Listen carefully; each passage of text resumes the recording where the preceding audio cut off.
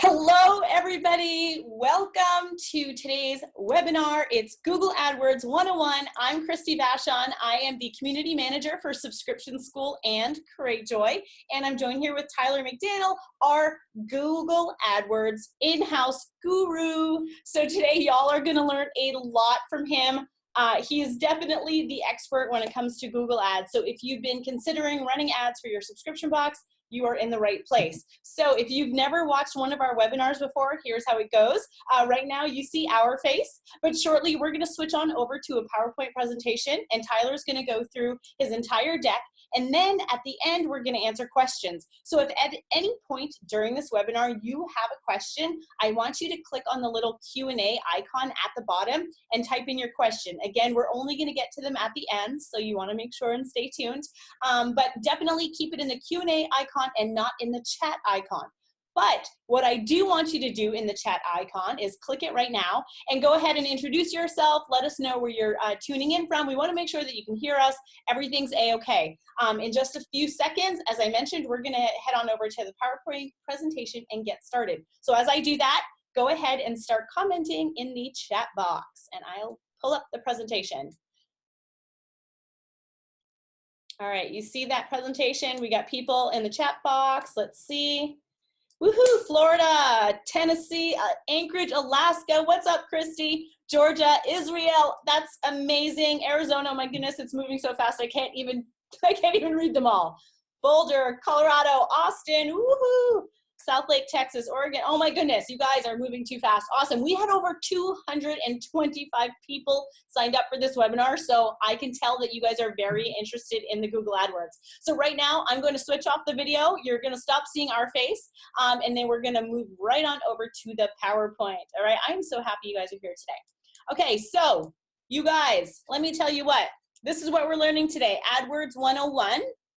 You are in the right place. You are at this webinar for many different reasons, but today you're in the right place if you are a new or existing subscription box entrepreneur, or you're in the process of starting or growing your business. Maybe you love marketing. If you said yes to any of those, good news, you're in the right place. Here's what we're gonna learn today. We're gonna learn what is Google AdWords. We're going to understand what keywords mean and how they impact your Google AdWords, your business in general. We're going to learn how to structure your ad groups and keyword lists. We're going to learn about your quality score. And if none of this is making sense to you, if you think that I'm speaking a foreign language, again, you're in the right place, because Tyler is going to break this all down. So by the time that we're done this webinar, we'll all understand exactly what all these words mean. And we're also going to learn about remarketing, which is very helpful when you're selling products on an online website. And we're also going to learn about conversion tracking, excuse me.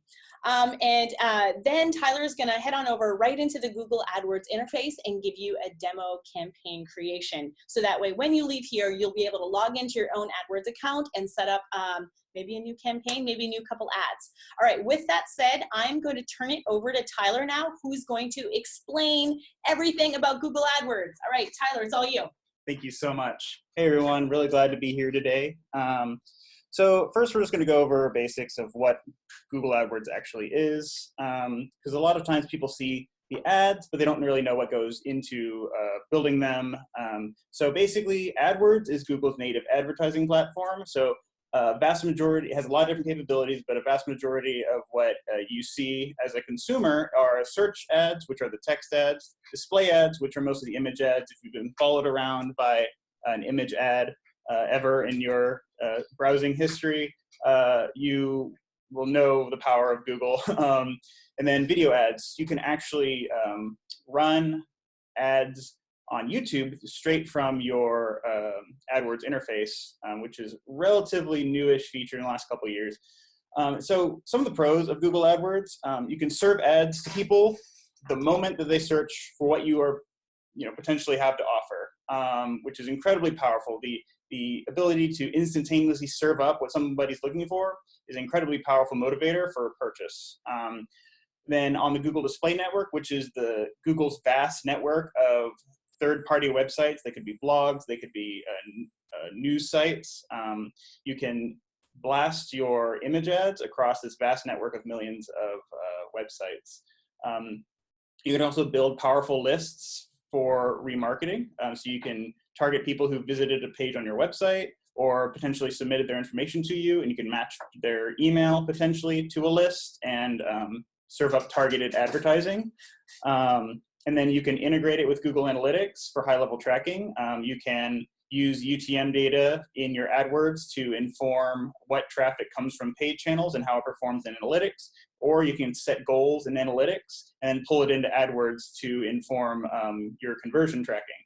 And there's many conversion tracking options that are native to AdWords itself. It will probably require a pixel, but you can track calls, you can track purchases, you can track form fills, and then a sundry of other options that you have at your disposal.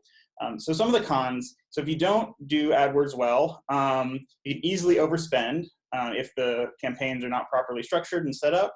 And then the biggest one I've seen in my 7 years of digital advertising experience is that sometimes people will set up a campaign and then they'll just forget about it. Even if they set it to $5 a day, $10 a day, if you let it run continuously for 5 years, that adds up, and I've seen that happen. So these are things that I've seen many times and can be a danger, but that's why we're here today, so we can learn how to best structure things and how to set things up for success. All right. So the biggest core of what drives Google AdWords is the concept of keywords. And basically, the keywords are the phrases that trigger a text ad. Most Google campaigns are text ad based. They're the ones that are on the front page of Google, and they trigger when someone searches for something specific, and we call that a keyword. So one of the biggest things that we can use to inform us of what keywords to use for our businesses is the Google Keyword Planner, and we can access this directly from the Google AdWords interface, and I will show you that in my live demo at the end. But right now I have a screenshot of the Keyword Planner, and basically, as you can see, at the top level, there's like a keyword that is searched, so it's start a subscription box. The next level is a chart by month, and it gives you monthly search volume. I can't do it in the screenshot, but you can actually hover over each column, and it'll show you an estimated number of searches per month that this particular keyword gets. The next row is keyword specific data. So as you can see, it actually gives me data on the keyword that I searched or one approximately close to it. So starting a subscription box, which gets about 480 searches per month, that's on average. So as you can see in the columns, it's spikes and lowers based on the month, but on average it gets 480. And then below it, I cut it off with the screenshot, but it suggests hundreds of keywords that might be related to the one that you searched. And so this is an incredibly powerful way to find what people are actually looking for, because sometimes what you think might work might not be what's best, and sometimes it might be, but you might actually find things that are closely related that you can then build your separate campaigns around. And so we'll go through that again in the demo. We'll search for some keywords that might have applicable use cases. But yeah, so the keyword tool is the best place to find keywords that are related to your business and to see if you think what works.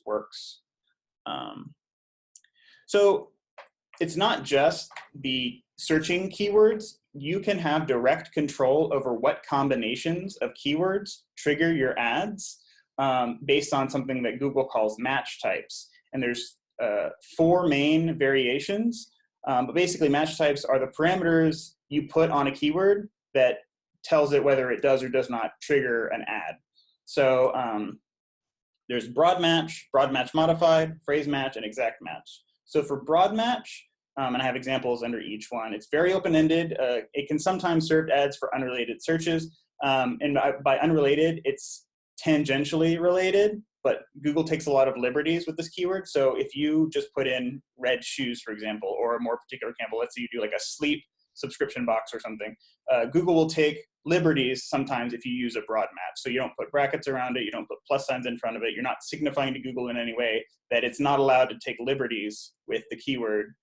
So if you just put in red shoes with no restrictions, it'll take liberties, so it'll put some variations of. So if you put shoes, it might run with boots or sandals because you didn't put any restrictions on it. Conceptually, there's still things that go on feet.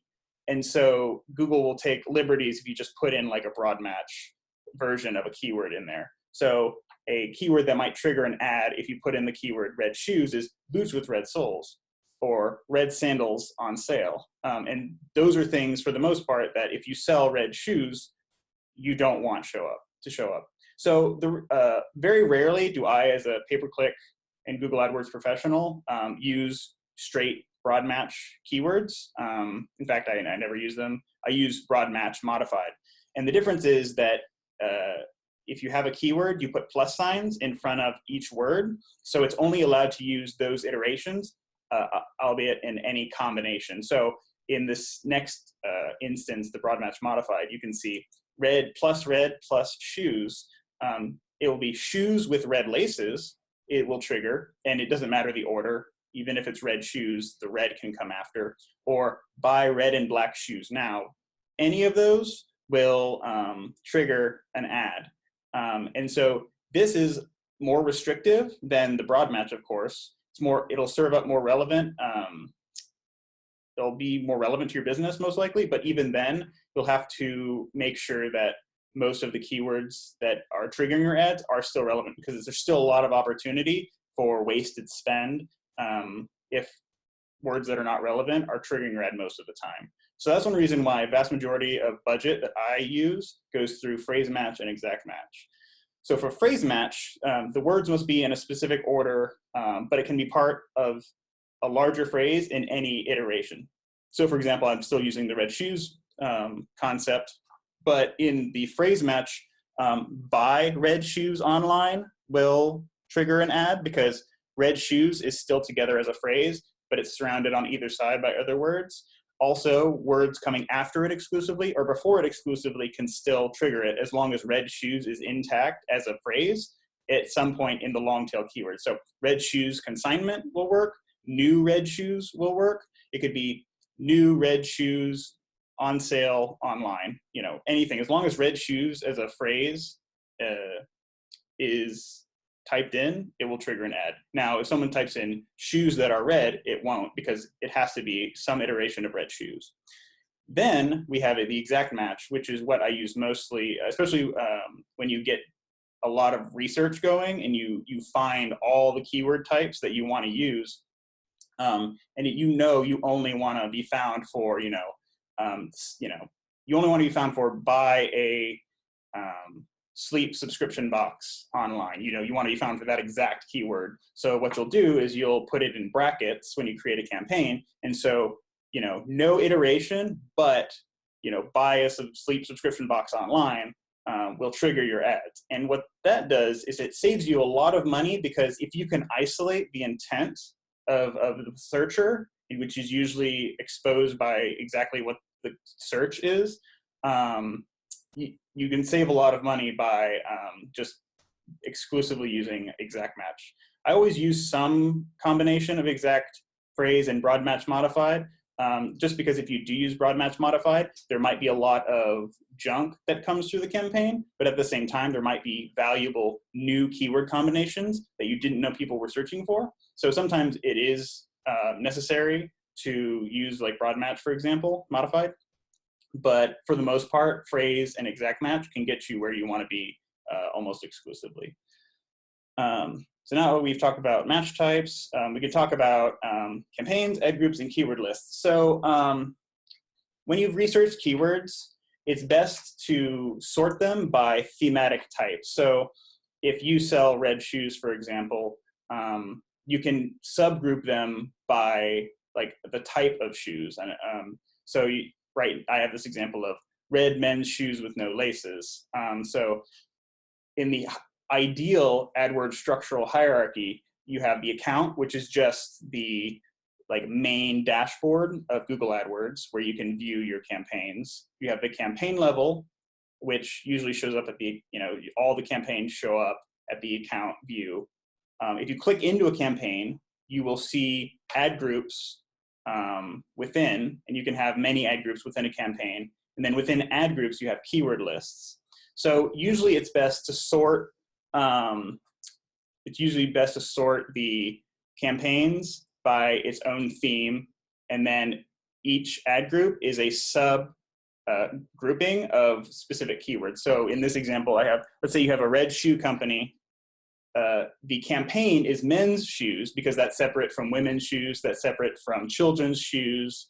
And so, you can see performance by gender by grouping the keywords in that way. And then within the men's shoes, you can have shoes with laces, shoes without laces.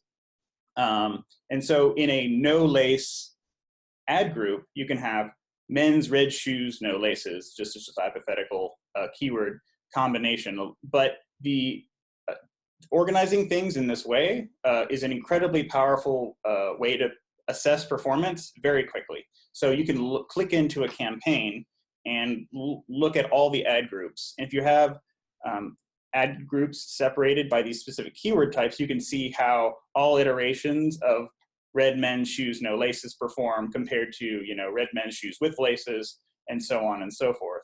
And so it's important to group like keywords in the same ad groups, just so when you click into a campaign, you can easily assess performance. You can see spend, cost per click, cost per conversion, number of conversions easily in the dashboard.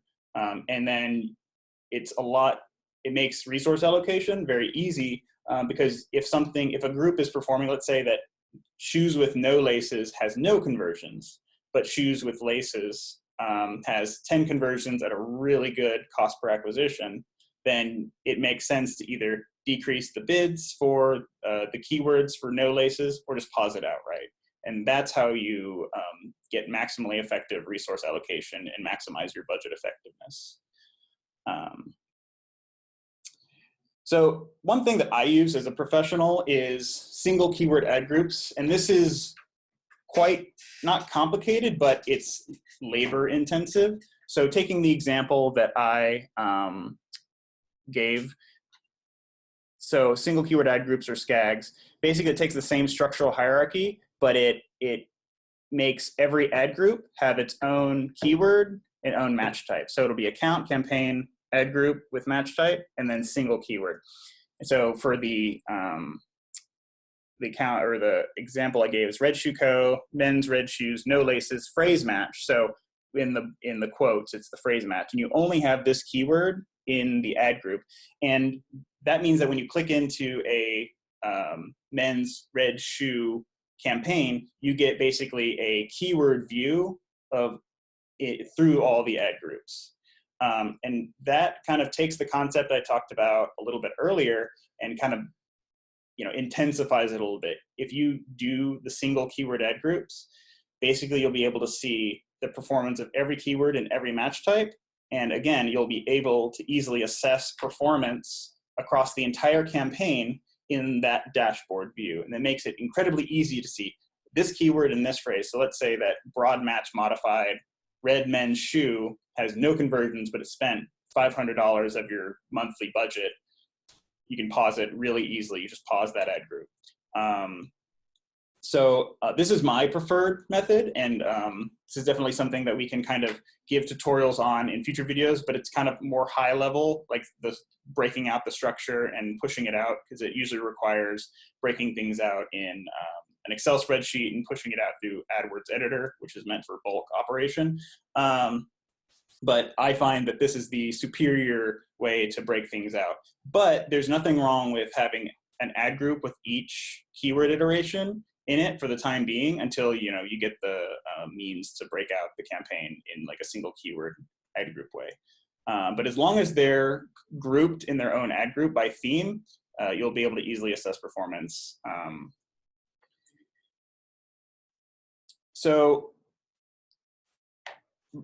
now we're going to talk about ad copy, landing pages, and quality score. So this is the next step in that keyword ad landing page funnel. So basically, Google wants to make sure that the pathway between someone searching for a keyword, seeing an ad, clicking on an ad, and landing on a page is as seamless as possible.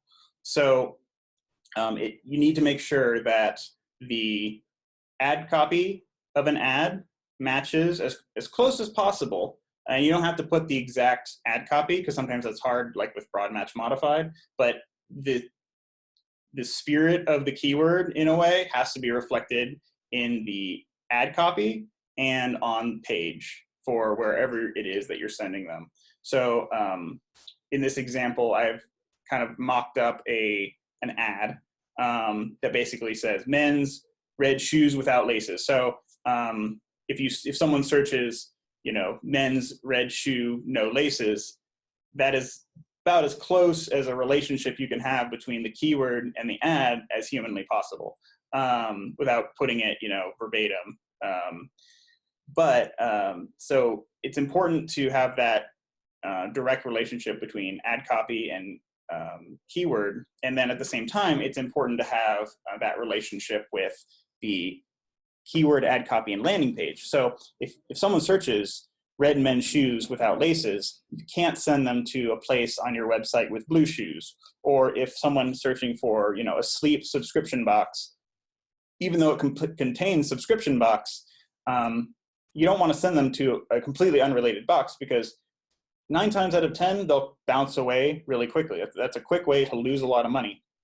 Because what also happens is that your quality score will decrease, because the relationship between the ad, the keyword, and the landing page are not completely streamlined. And we'll kind of talk about quality score in a minute.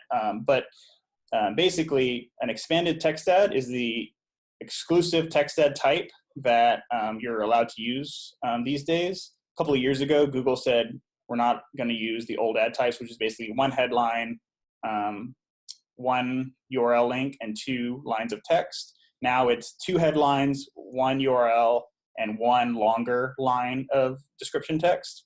So it's an expanded text ad is basically comprised of 2 30-character headlines, 2 15-character paths, which if you look at the green URL in the ad, the men's is path 1, and then no dash laces is path 2. So you have 15 characters in each of the sections to expand on what it is that you want to display in your URL. So for a subscription box example, you could do, if you have whatever.com, you could do /box/sleep or /box/beauty, depending on how you structured your website and how you want the URL to display. And then the description, you have 80 characters to describe or enhance your ad in any way. And so sometimes that's the best place to have like a call to action.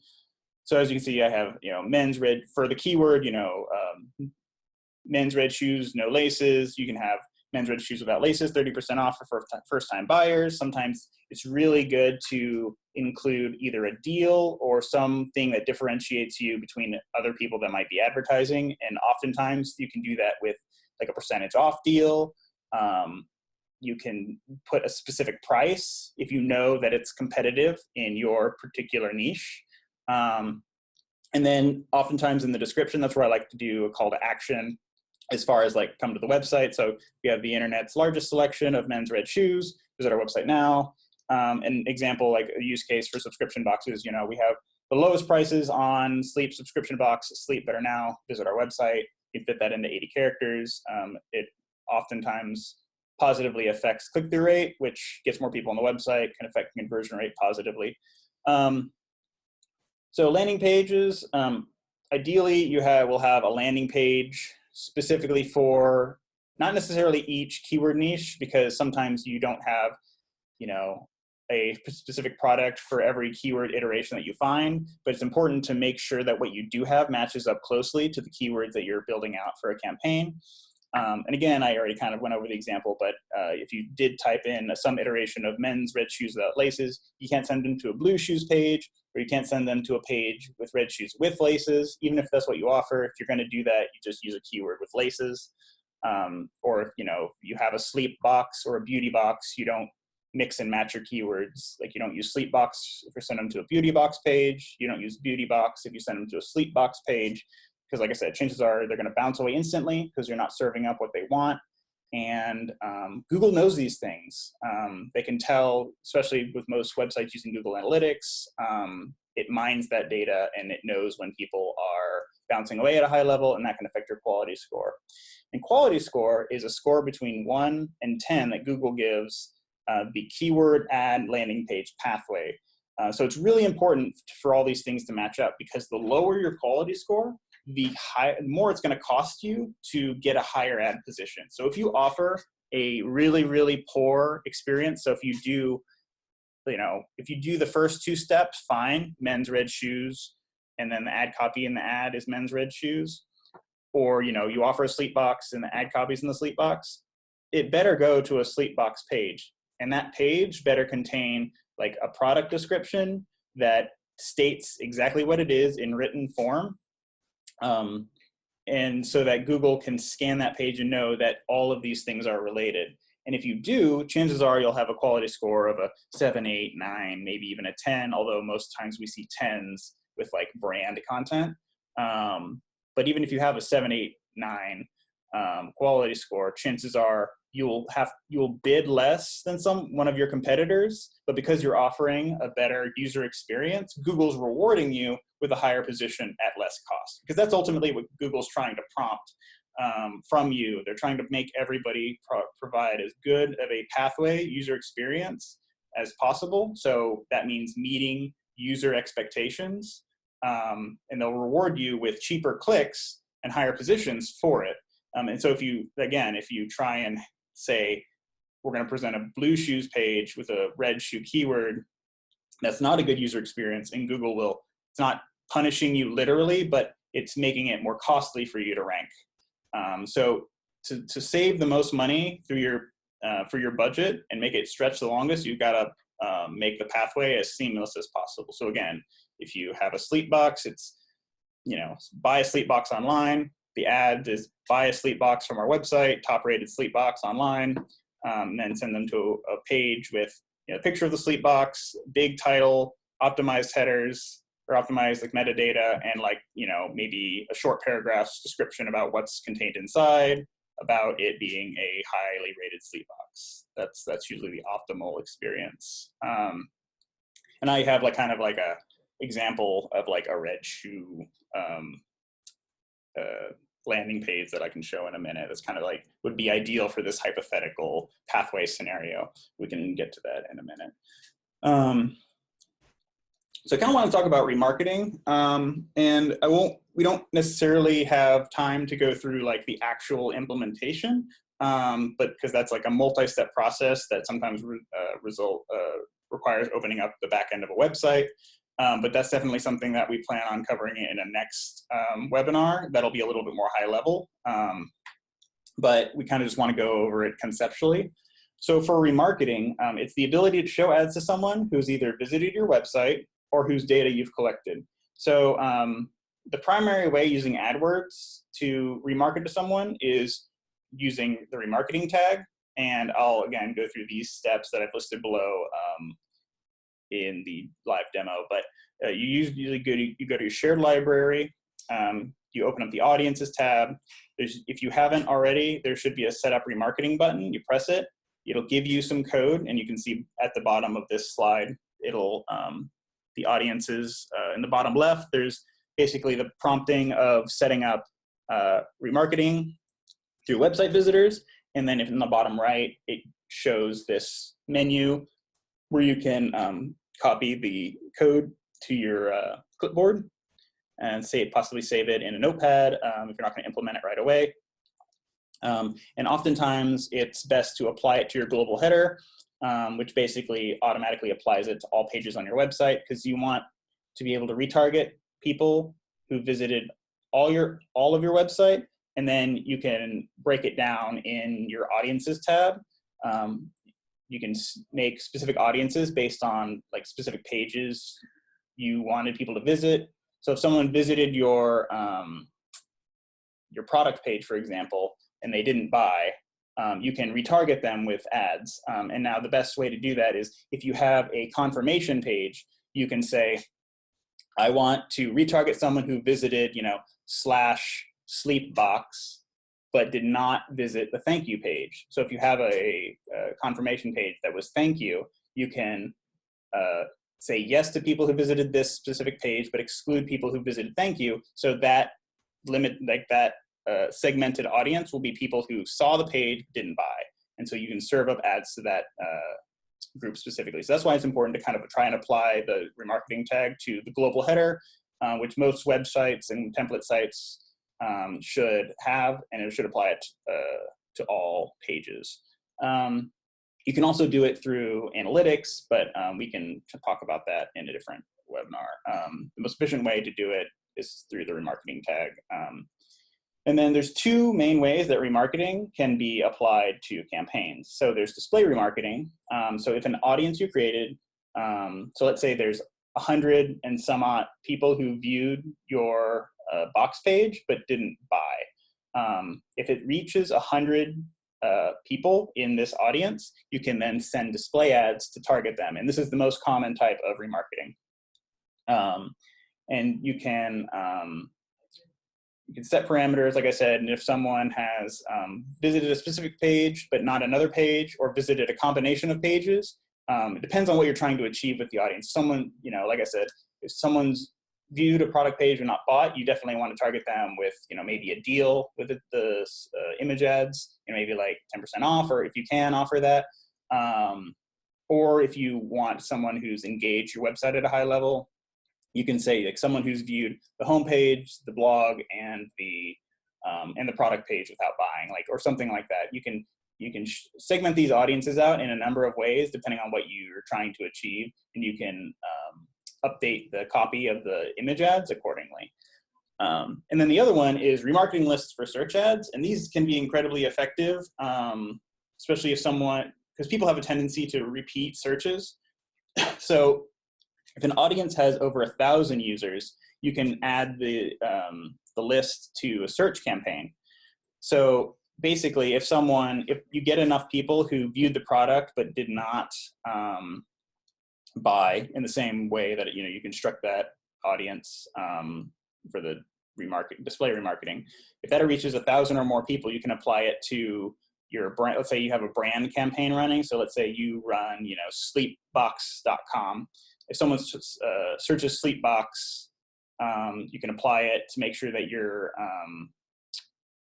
for that keyword, you always show up number one by adding a bid modifier to that audience. So you can say, if anyone is part of this audience that I've created, I'm going to make sure that my bid, I can add a +20 bid modifier. That means that if you're bidding $10, it will bid, if they're part of this audience, they will bid 12.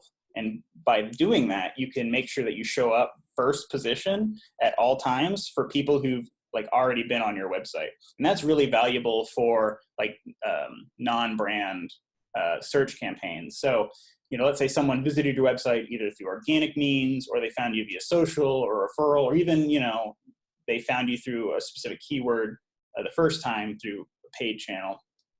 Because they're part of this audience and you're added a bid modifier, like +20, +15, what have you, and someone searches, you know, a different non-brand keyword. So, you know, buy what, you know, best sleep box, best reviewed sleep box, any kind of something iteration like that.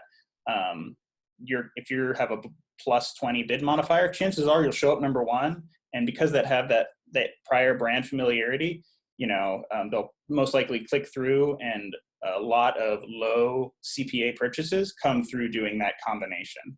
So remarketing, not just display, which is the most common type and most of what y'all have probably experienced, but the RLSAs are incredibly powerful tool for getting people back on the website and purchasing. And then conversion tracking. So conversion tracking, there's a number of different conversion tracking options that you can apply to in almost any website. For the case of subscription boxes, it's a little challenging because it's really hard to track like lifetime value, for example, after the initial purchase. So if you wanted to track like the lifetime value of a user, that would probably be more of a custom coded action. So my recommendation would be to make each conversion count as a one value. not necessarily a dollar value. And what that'll do is it will make sure that it will just, you can see what keyword ad group combination resulted in the most conversions. And that's a really good way to tell what like combo of copy and keyword, like so ad copy and keyword combination is performing the best. Because for the most part in the subscription realm, there's probably only a handful of boxes, not many, you know, subscription box businesses that offer 100 different iterations of a box to be subscribed to. So just counting conversions as a one will definitely be able to show you, like, if, you know, buy a sleep subscription box now with the same ad copy resulted in 5 conversions, or if, you know, just sleep box resulted in all the conversions. And so you can like raise bids and put more budget towards things that are working. And we can definitely show how to track revenue in AdWords, but again, that is often a little bit, requires a little bit more like dynamic insertion implementation, and so that would be like half of the webinar. So we'll definitely cover that at a later date in a more advanced webinar. But for this webinar, my recommendation is just to count the value of a conversion as 1, because that will just be able to, you'll be able to count the number of initial purchases, and that's really helpful for resource allocation, because it easily lets you assess what keyword is working and what ad copy is working. And so now we're going to move into a live demo. So let's see, we're going to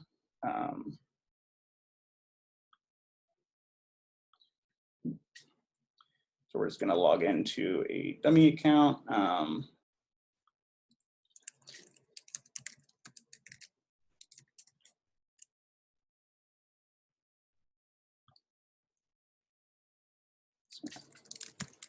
And as Tyler's logging in, I just wanted to remind you guys, if you have questions, go ahead and click on the Q&A icon at the bottom. Make sure to leave your questions there, because once he wraps up the demo, we'll be going through all of the questions that you guys have.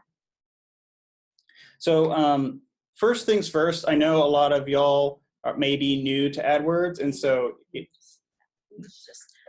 hold on, guys. Are you able to see the AdWords dashboard right now, or are you still seeing the PowerPoint presentation? Let me know in the chat. Just want to make sure you guys are seeing the right thing. We're seeing the PowerPoint. Okay, that's what I thought. All right, let's share the right. There we go. All right, yeah, no problem. Okay, so you guys should see the AdWords dashboard now. Can you see it? Let's click on the little chat box and see.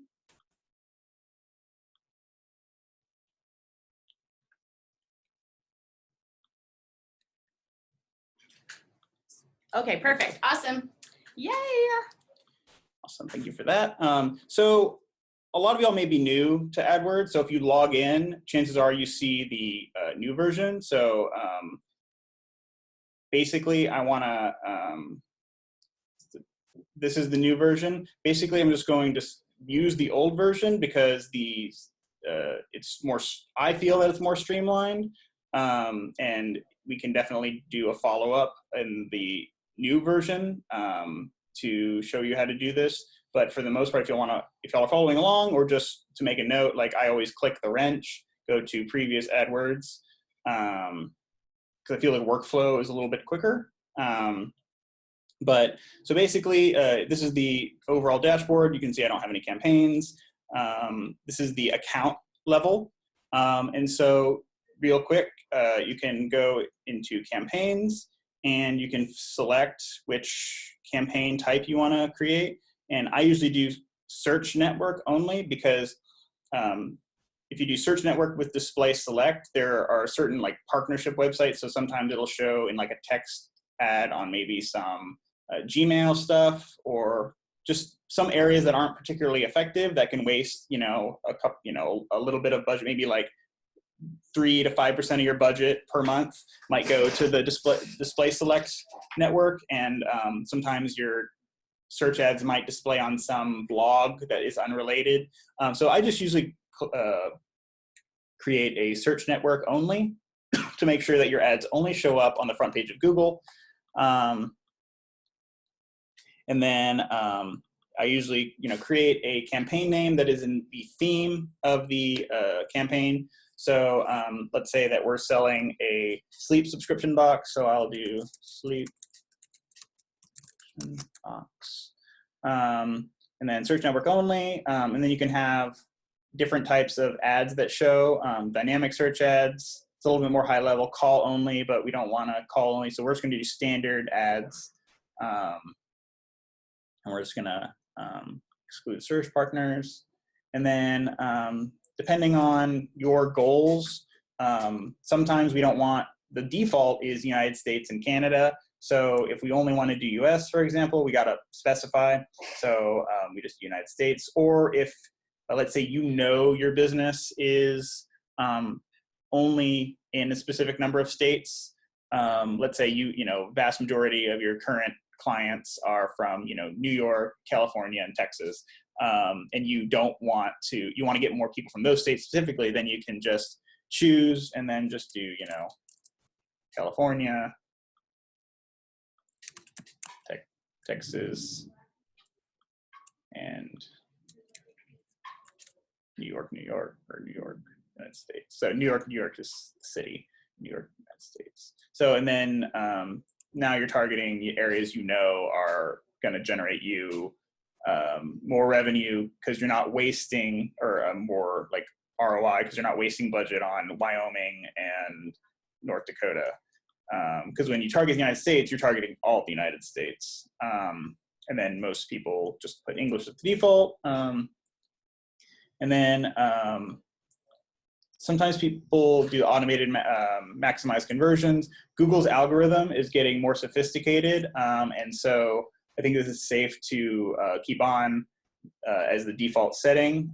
I usually do manual CPC because I am in AdWords every day, increasing, decreasing budgets, assessing performance. But if you don't have someone to do that for you, or you're not going to be in every day, sometimes the automated maximize conversions is the best way to go, because what it'll do is it'll track performance. And this is why it's essential to implement conversion tracking and give Google something to go off of as far as a conversion action.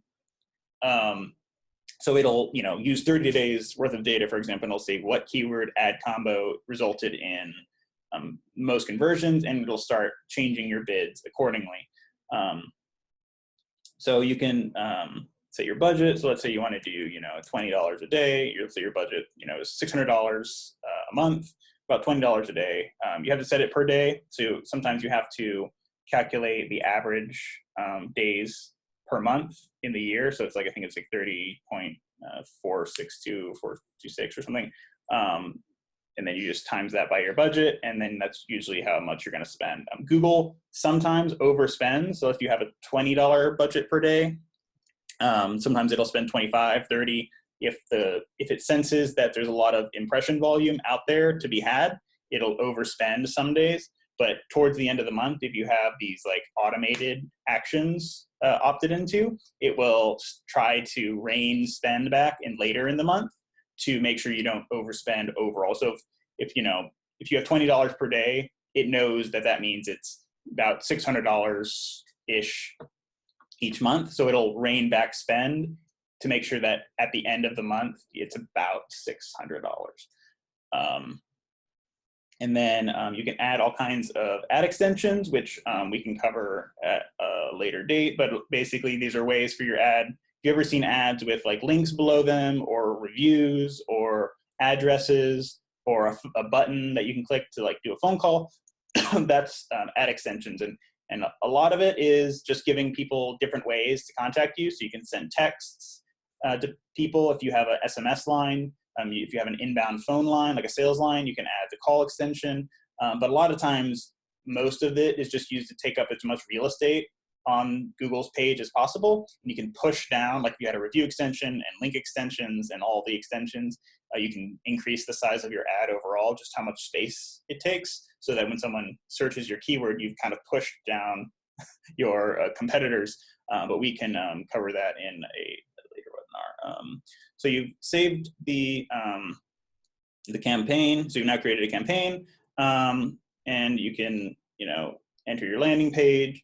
So you'll enter your landing page here, and you can enter a particular keyword or ad group. So again, if you want a specific type, so it was a subscription box, sleep subscription box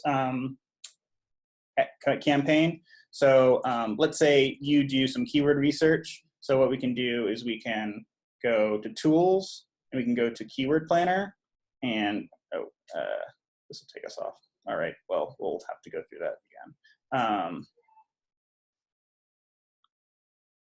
Sorry.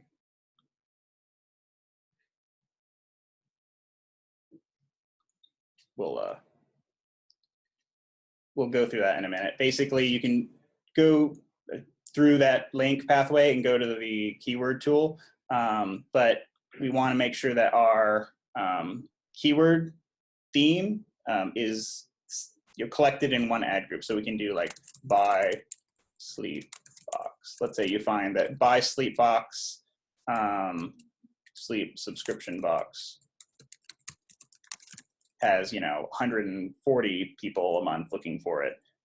You'll want to do buy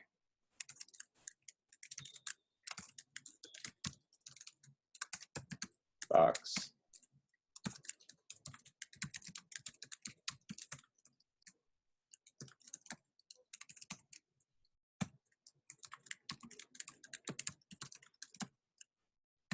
So you've now entered the 3 most common types of keywords. So this is the broad match modified version because it has pluses. If it didn't have the plus signs, it'd be the broad, just the regular broad, but we didn't want to use that. This means that, this buy a subscription box that helps me sleep could be triggered by this broad match. But the 3 main iterations of this keyword are within this ad group. And so this is what this ad group is exclusively about. So we can then continue on to ads, and then you can just, if you, hypothetically just sleep box. So, and say buy sleep box now, 30% off for buyers. They can do boxes and sleep. You can kind of get an example of what it'll look like here. So it's a mobile and desktop. They can be our website to see our sleep box sleep better. And doesn't have to take up the whole amount of space. As long as you conceptually achieve what you're trying to say in the amount of characters that they give you, it can be half as long. It's giving you, this is a recent creation, is create a second ad with headlines in reverse order. You can, but I like to start with the headline 1 being something that reflects the keyword theme, just because eyes move left to right, and that'll be the first thing they see, so it'll be an automatic association. So I usually don't like to create ads that are reverse order, so you can create ads.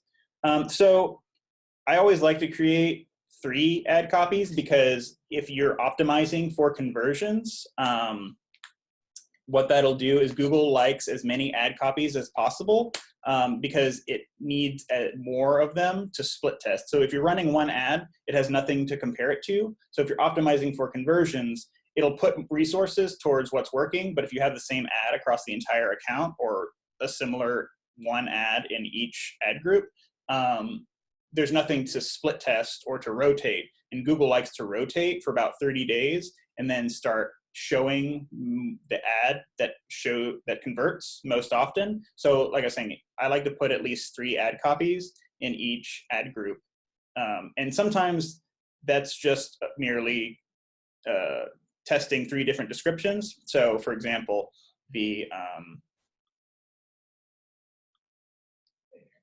headers will be the same, but what I'll split test is I'll split test the description. So you're basically saying, this is a call out, visit our website to see our sleep subscription box. Let's see, you can test, you could say basically like, our subscribers sleep better, or basically saying like our subscribers sleep better after receiving our box. Try it today. Save, and then you can say in the third one, if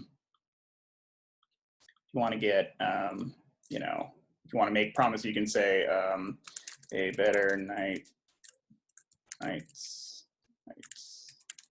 sleep or your money back, if you want to make those kind of deals. But again, that ad copy could be wildly successful,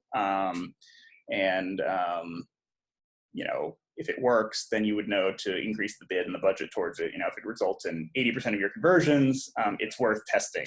But regardless, having at least 3 ad copies to have Google rotate, especially if you've got it opted into the automated optimized for conversions, is the best route to giving it the most data to make judgment calls off of. And you can save and finish. And so you've created a sleep subscription box campaign with a buy sleep subscription box ad group, and then you can create a different ad group about just sleep subscription boxes, and then you can create another ad group for like buy subscription boxes online. And then you can click, when you go into all campaign view, and you can click through, and you can see when you go, go to campaign view, you click through to the campaign, and you can see, once you have 5, 10 ad groups, depending on how many keywords you have, you can see buy sleep subscription boxes is the most clicks, the lowest cost per conversion, the most conversions. It's really nice way to see how performance is going by each keyword theme. It makes it really easy to say, oh, this keyword set is performing really well. Let's boost the bids so that more budget from this campaign goes towards it. And eventually, if it's obvious that it's performing the absolute best, you can spin it off into its own campaign, and just like copy the ad groups over, and increase the budget. So that's usually the best way that I like to do things, especially when you're starting off like a brand new AdWords account. A lot of times, like the first month or two is just accruing data and researching and finding out what works, and what, like, especially when you experimenting with broad match, like seeing what keyword combinations you might have not even thought of that people in your niche are searching for. So now we've gone through that, we can kind of go through and look at keyword planner. So tools, keyword planner. So basically, if you have like an idea of what the theme you want to search for, you can go search by new keywords, by phrase, website, or category. If you know like the list of like the full list of keywords you want to research, you can just like get volume data. So if we just want to research, so we can do like sleep subscription box in the United States. So say average monthly searches, 100K to 1 million. That's a little exaggerated. I think it's the collective whole of all of these different iterations, most of which might not be completely related to sleep subscription box, but from what we can tell, it gives a range. Sleep subscription box has 10 to 100 monthly searches. And so you can go down here and look at the suggestions. There's not a lot of sleep related ones, and sometimes what you'll have to do is you'll have to download the list, and it'll download into Excel document, and then you can search by sleep, or sleep subscription or sleep box, and it'll give you all the ones that are related to sleep subscription box. And so that's a really good way to craft your master list, and then you can go through and like segment by sleep subscription box, or get a subscription box for sleep online. You can break each of those out, and then you base the ad groups on each of those subsegments. And then, yeah, so, and then if we want to go to conversions, so for the setup that I was talking about in my presentation, you can do plus conversion. We want to do website-based conversions. So purchases, form submissions, or other actions. You can name it. So I'll just do like online sales. So the value, I just put as has the same value, and I just usually do 1, and then count 1 action, because sometimes someone can like refresh a page. Like if they refresh the thank you page, sometimes it'll count it as 3 purchases. So if you just count it as 1, you will avoid someone accidentally refreshing the thank you page a bunch of times and making it look like they had 8 purchases that day. And then you can do 30-day conversion window. So that means that if someone, visits your website through an ad, but purchases, 29 days later, it will still count as a conversion. That's when the cookie drops out of their browser and it goes away. And then if you want to include the conversion data in the conversion column at the campaign level, say yes. Sometimes there's campaigns or there's conversion actions you don't want to pull in and see. So sometimes you'll say no, but for the most part, if you set it up, you want to say yes. And then you can save, and then it'll give you this basic data. And then it'll give you a tag to apply to your, basically the thank you page. Sometimes it's not /thank you, it's just a string of numbers, but as long as this tag is applied to the page that comes up after someone buys, it will count the conversion each time. So yeah, that's for the most part, that's how to set up campaigns, how to structure your ad groups, how to keyword research, how to formulate your content, how to formulate the ideal conversion or click-through pathway, and how to set up remarketing and conversions. Awesome. So it looks like there are lots of questions, and we are almost at an hour already. So you guys, there has been a lot of information here, and I'm happy to see that you have lots of questions. Let me just go ahead and take a look at these questions, and then we'll have Tyler answer some of them. Okay. Hang on 1 second. All right. All right, so someone's asking if we're recording this webinar and if you can watch it again later. Yes, sorry I didn't answer that sooner. A replay of this webinar will be going out to anyone who is registered tomorrow. So be on the lookout for that, which is really good because then you can go back and listen to all of this juicy information that Tyler gave you. All righty. So Amy's asking, does website speed help or hurt quality score? Short answer, yes, but it depends on how slow or fast your website is. You can Google site speed test, and it should come up with a website that you can put your website in. And if it gives you like a red score, like a score in the red color, that means that your website's probably too slow, both for SEO purposes and for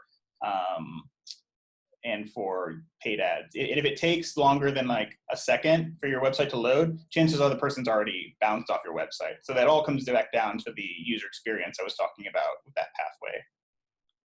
Awesome. So she's also asking, what is a realistic budget to start with? And maybe we want to say, if you've never started with Google Ads before, maybe you should start with this budget. If you're looking to scale your business, how about this budget? Yeah, I mean, honestly, if you're brand new, let's say it's a brand new business and a brand new user for like AdWords, and you don't have someone managing it full time, I mean, I would say under $50 a day.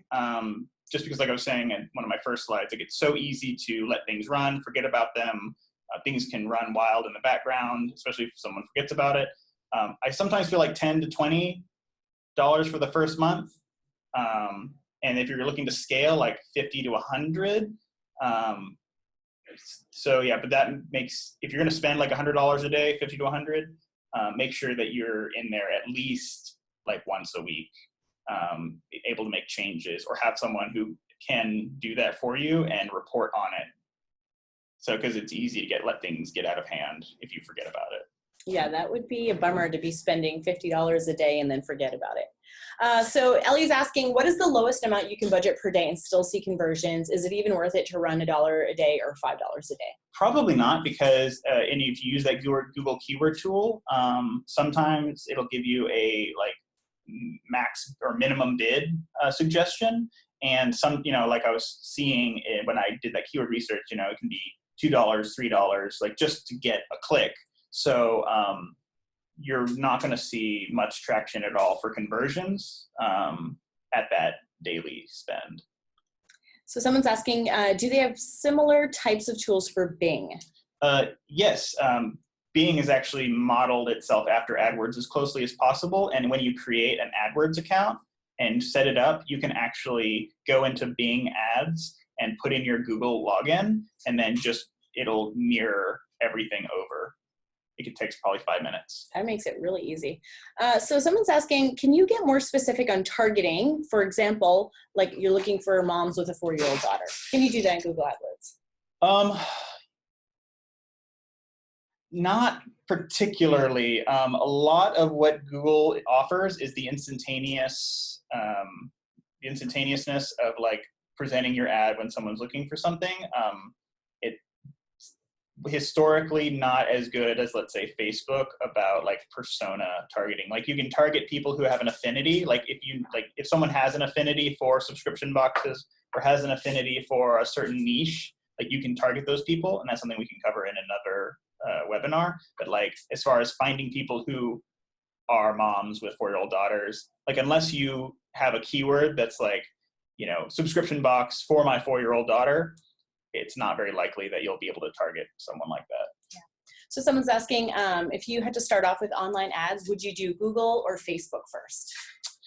It depends on your initial, what you have to offer initially. Like if you've got like a customer list, like if you've got like 1,000 emails from customers that you already have, then you can easily create like lookalike personas off of Facebook.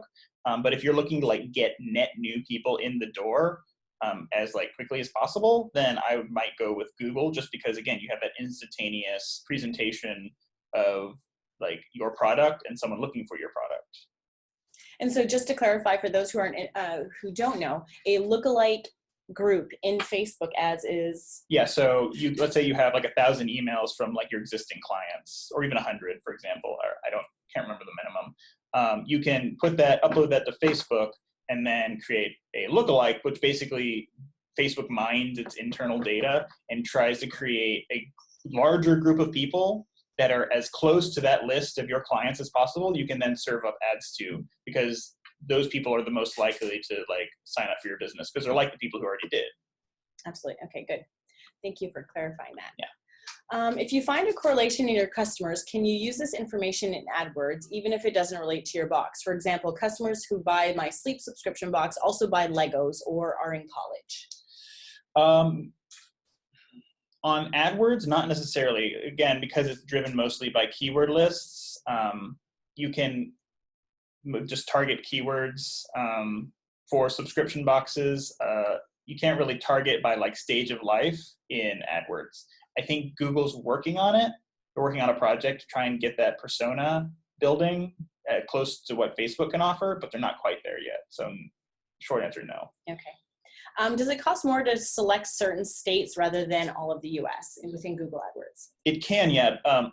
So I should have covered this in the main bit, but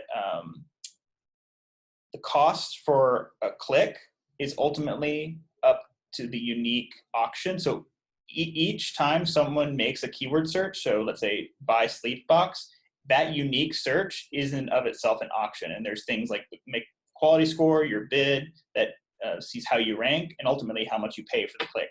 And if competition for a keyword is higher in, let's say, California than it is in Wyoming, then absolutely.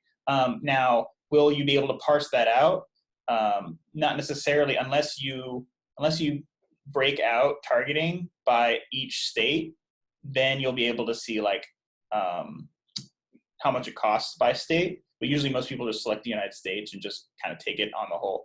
If you're interested to see that data when you're doing the targeting, I would add each state on top of the United States, and it won't conflict. It'll just give you insights onto like the cost per click, for example, in each state. Okay, so how many searches per month should a good keyword have? Anything over 10. I mean, if it has 10 users per month searching for like a long tail keyword, and it's exactly what you have to offer, like it really is more about how close is that keyword related to your business. Because if it's super long and super specific to your business and it's the perfect keyword, but it only has 20 people searching for it, it's still worth bidding on because your product is exactly related to it. So, I mean, for sustainable keywords, I mean, might be 100 plus. But like I said, if buy X box now has 50 searches a month and it's exactly what you offer, I would still bid on it. Awesome. So Steve's asking, does it make sense to run highly targeted traffic from Facebook to your site and then retarget with AdWords? I think it does. I think that, people have long felt that, Facebook and Google are kind of have to exist together in a larger ecosystem.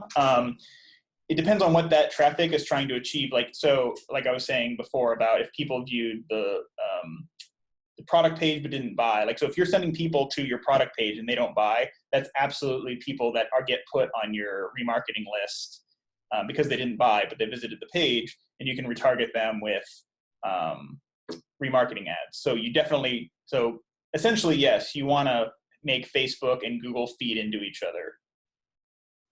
All right, and Tabitha's asking, how many ads will Google show for each keyword group? So for example, if you use men's red shoes, how does Google decide which ad to show if someone else has the same ad going? So like I was saying before, if you have an automated policy going, like I selected in the hypothetical ad campaign that I created, it will distribute the ad copy evenly. So if you have 3 ads, it will rotate them evenly for a period of time. And the second that one of them starts showing either higher click-through rate or higher conversion rate or better cost per lead, it will start serving that ad more often. So it's less about what the other guy is doing, and it's about what your ads are doing internally. Awesome. All right, well, it looks like that is all the questions that we have. Thank you, Tyler, for teaching us all this good stuff. As I mentioned, we will be sending out a replay of this webinar tomorrow, so be on the lookout for that. We have webinars every Wednesday, and if you are not already in the Subscription School Facebook group, I highly recommend joining because that's where all the magic happens, I promise you. All right, thank you guys so much for tuning in today, and we'll see you later. Bye.